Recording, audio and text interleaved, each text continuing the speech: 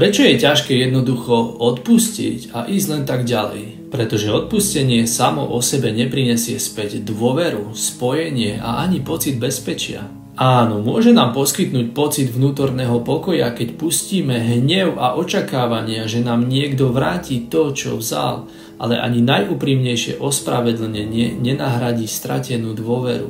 Vaše telo vždy vie, kedy človek, ktorý vám ublížil, stále nie je dôveryhodný. Prečo by ste mali dávať viac zo seba niekomu, kto vás opakovane zraňuje?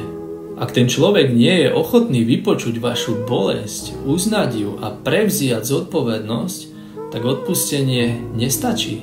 Blízkosť je však po zrade možná, ale len v prípade, že obe strany pracujú na náprave. A to vyžaduje viac než odpustenie. Potrebná je skutočná zmena správania, uznanie vašich pocitov a hlavne prevzatie zodpovednosti za svoje konanie.